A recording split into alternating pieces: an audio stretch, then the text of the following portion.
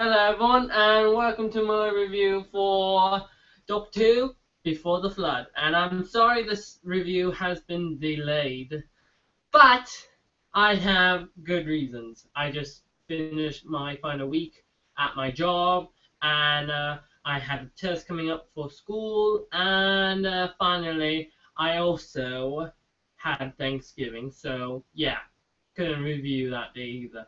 But now we shall do the review for episode 4 of season 9 of Doctor Who, Before the Flood, written by Toby Whitehouse. So what did I think of this episode? I thought it was a great episode. I thought it was well directed, well written, but my only problem for this episode, well, I have a few problems, but my main problem are the Sonic sunglasses. Like, these are exactly like the same as the Sonic sunglasses, and I still hate them. I find them pretty annoying, and I cannot stand the way they're being used.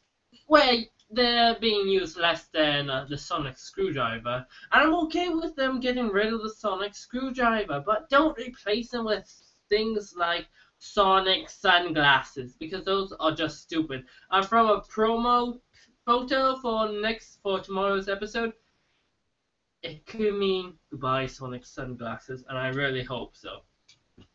So that's out of the way. I just had to talk about that first because I really hate those.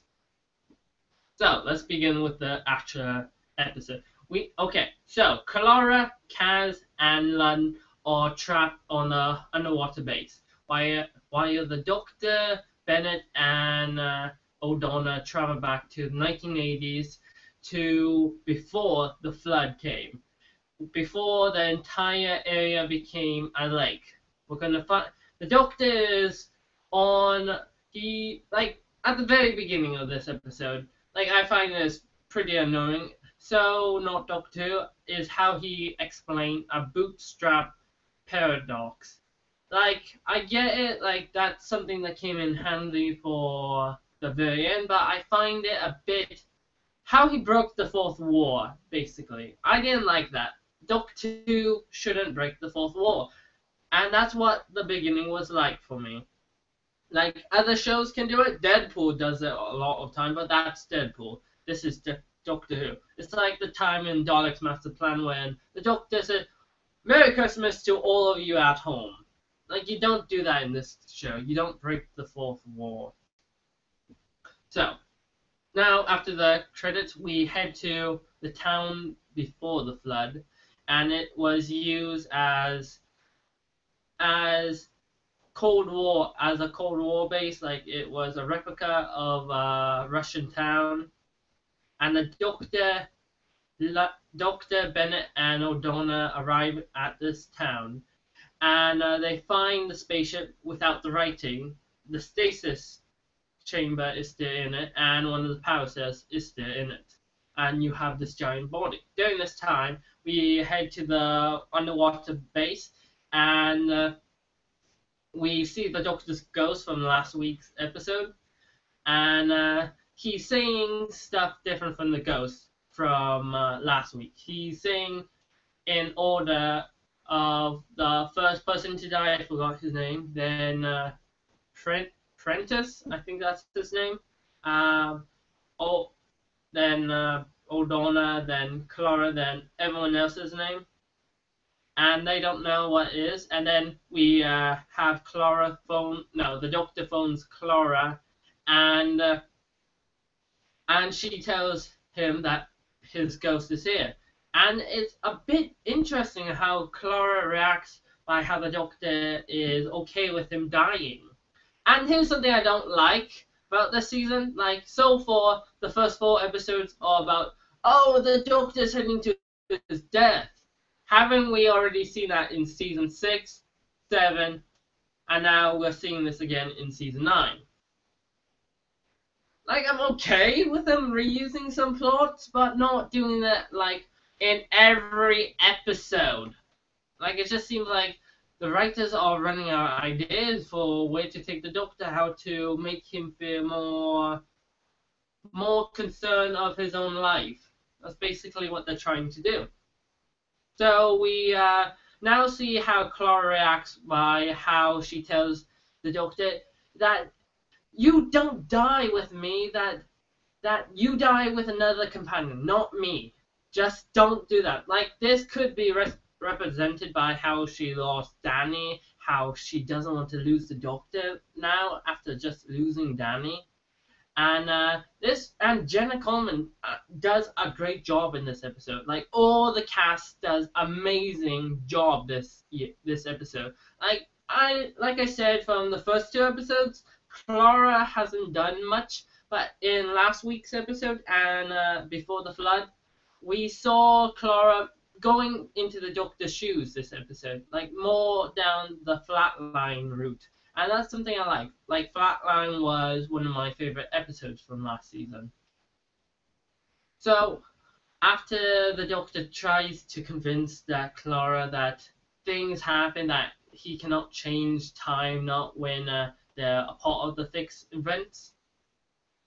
So, after that message, the Doctor puts together that his ghost is saying the list of who's going to die. So they head to, like, during these events, the Doctor and Bennett and O'Donnell met Prentice, the ghost that looked like from Victorian era or Abraham Lincoln or whatever. And from, like, as his ghost form, he's creepy, he's sinister, but from his normal, from his alive look, he's just, like, perfected. Like, I just really didn't like him. I found him annoying. How he's, like, I know he comes from a planet that loves to be enslaved, and when he's trying to convince the Doctor to enslave him, I found that really, like, I think that's supposed to be funny, but I didn't find it funny. I just found it boring. So I wasn't sad to see him get killed off but lucky for us, he introduced the main bad, the Fisher King. And I have to admit, the look of the Fisher King is amazing. Like I like that dried out skin with a skull-like head, and how the mouth opens is just creative. I really have to give the production team a clap because it looks amazing. And it's also voiced by Peter, unpronounceable last name, which I'm not bothered to pronounce because I know I will get it wrong. But that voice actor was from Shaun of the Dead. He played Shaun's flatmate, not the annoying one, the one who wanted Nick Frost out of the house. And so, like, I would touch on the Fisher King later, but he's an amazing villain. So back at the base, they decide Clara, Lun, and Kez head back to the safe area, the bunker, but they're forced to leave the phone outside because the electric singer won't get into the bunker, and so they are forced to leave the phone outside. I like how Clara takes charge of this group right now. Like, she's going to the Doctor's steps. She's thinking like the Doctor right now. And we get to see more of this later on the episode. But back in 1980, we have the Doctor, O'Donnell, and Bennett going to talk to Prentice again, but to discover he's dead and the writing and the stasis chamber has been moved. So then they hear this giant roar, and they know the Fisher King is not dead. Like, did they actually explain why the Fisher King wanted to get here? I know he said about invasion and how his people will arrive on this planet and enslave the people and dry out the oceans, but why fake his death? Why not lead a giant fleet to the planet? Like, that's just my personal thinking. Like, why not? Why do this whole thing? Why you could just do it the easy way? Hey, who knows? So yeah, you have them deciding to split up, and Bennett and the Doctor goes one way, and O'Donnell goes the other way. And O'Donnell throughout this episode has been like the fan of the series. Like, she gets excited at how the TARDIS is bigger on the inside. Like, we haven't had that for a while. Like, we haven't had someone excited that the TARDIS was bigger on the inside. That's the shame with having a character, like having a companion that's been on for more than one season. That we don't see that much of that reaction anymore. But she's like that fan, that fangirl who just gets excited for everything. And we know she's gonna die. She gets killed by the Fisher King right away. And how they don't revere the Fisher King until the big showdown is amazing. Like, the director did a great job of how he only shows like the Fisher King is 7 feet tall, so probably up to here.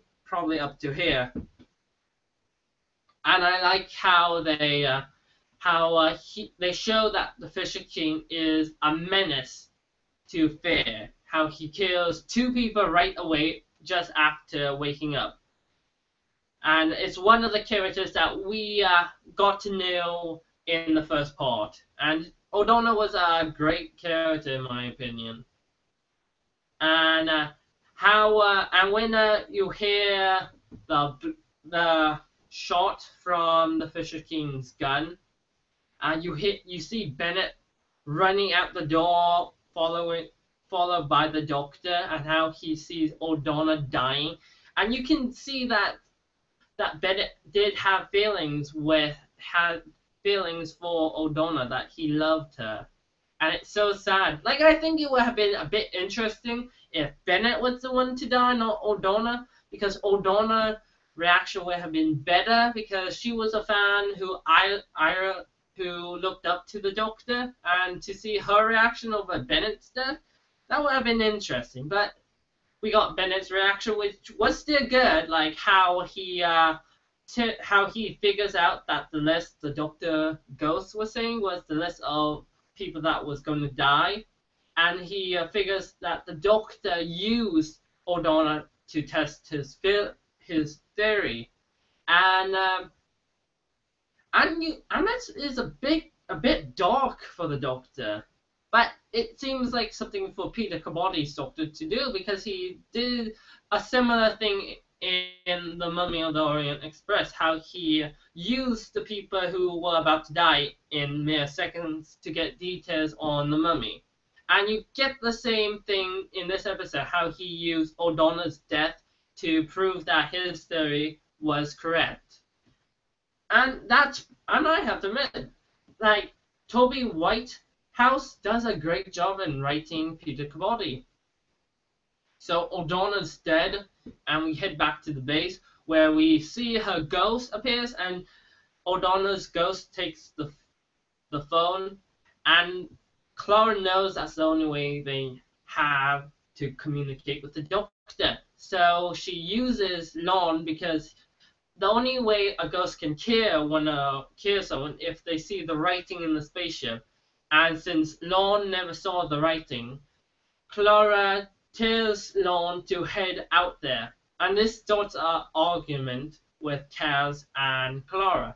And Lorne translates that Kaz thinks that the Doctor changed her, like wondering if she was always like this or traveling changed her. And this is an interesting thing. Like, this is building on that the traveling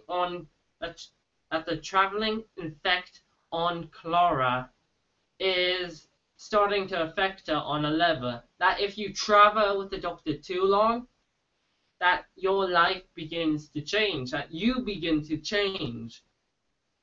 And you get to see this, how we went from Series 7, Part 2 of Clara being that person who would always be at the Doctor's side, but always helping people, to Series 8, to when Clara wasn't sure about this new Doctor, but how she stood by his side, but how we were beginning to see the effect on her. How she was getting used to the death and people dying, and knowing that this is a part of life with the Doctor.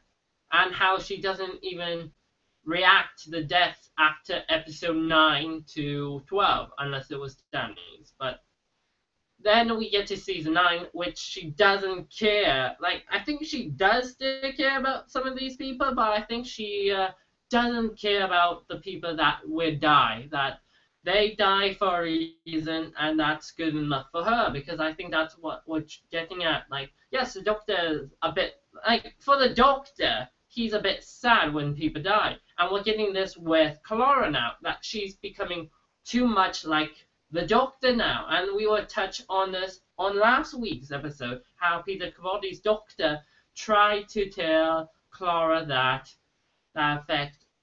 only one of him can be in the TARDIS, and she's just becoming too much like him now. And this scene of how she's using Lorne to gain an advantage on these ghosts is a well-executed idea from Toby Whitehouse.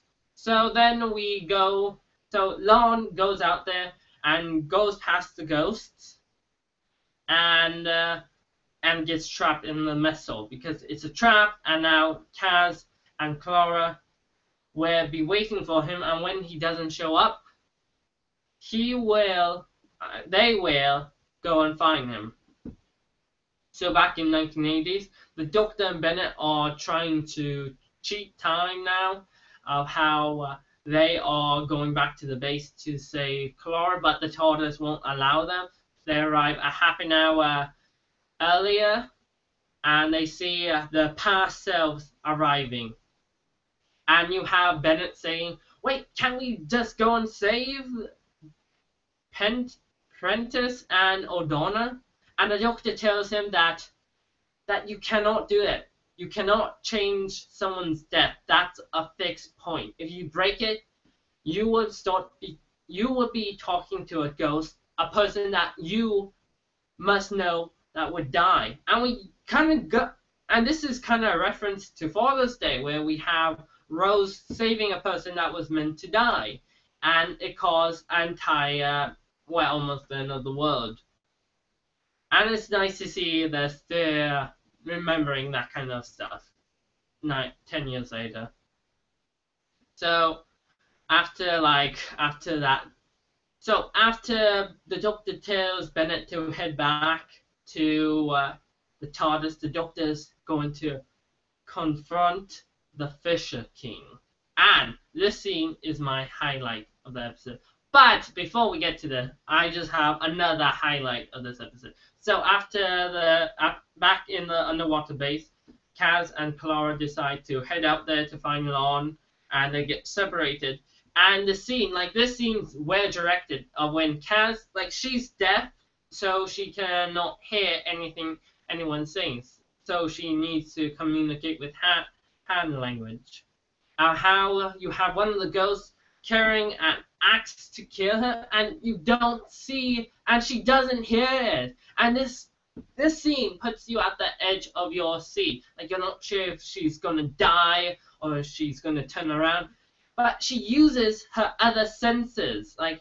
She bends down to the ground and feels the vibrations of the axe traveling through the floor because the ghost is dragging the axe against the floor. And this was a well-directed episode. I have to give praise to the director again. This episode's just amazing. So after that scene, after Kaz dodges the axe, she meets back up with Clara, and they head to the cafeteria, find Lorne, but it turns out it was a trap by the ghosts, and now the ghosts are going to kill Kaz and Clara, so they have to get back to the bunker, while they get caught off in the bay area where the stasis pod they recovered from last week's episode is about to be opened up by the ghosts. So this is my highlight of the episode. My favorite moment, hand down, is the scene with the Doctor and the Fisher King. When the Doctor confronts the Fisher King, the presence of the Fisher King is so amazing. How he walks out of the shadows And you can tell the Doctor's scared by this. Like, he's 7 feet tall, the Fisher King, and how Peter Capaldi is probably 6 feet, so probably this height. Like that's menacing just by the looking at him, and how he knows that the Doctor is a Time Lord, how he tells the Doctor that the Time Lords are no better than him, basically. That my race is killers, and so is the Doctor. So that makes the Doctor also a killer, basically. And this scene, like how Peter Capaldi stands up to the Fisher King, how he tells him that he crossed a line between life and death, that the Fisher King stole those people's deaths away from them, and how he tells him that this is where it ends now, that he will not stand by, that he's willing to change the future to mean that the Fisher King will not win. And how the Doctor tells him that he got rid of the writing and the future will never happen now. So the Fisher King is so angry, he walks out of there and realizing the Doctor lied, and that the Doctor stole one of the power cells and placed it over by the dam that's holding back the entire water, and he set it for overload, and the dam bursts open and water floods the entire town, killing the Fisher King. But it turns out, back in the future, like the TARDIS is just dematerialized because of the safety protocol and arrives back at the base without the Doctor. So the stasis pod opens up, revealing the Doctor. He's alive, he's safe, and the ghosts are about to kill like him, Kaz, and Clara. But it turns out the Doctor created his ghost. That the ghost is a hologram. He uses the sonic glasses to use the Fisher King roar to bring the ghost to the safety bunker and deactivates his hologram, trapping the ghosts again. And yeah, so basically at the very end, you have the Doctor erasing the words from everyone who saw those words mine. And you also have like how Bennett is at the safety bunker, and he tells Lan, who we could have told back in the first episode that he and Kaz had feelings for each other, and how Bennett tells Lan that you shouldn't wait until the last minute to tell someone that you love her, that you don't wait around and don't let it be too late.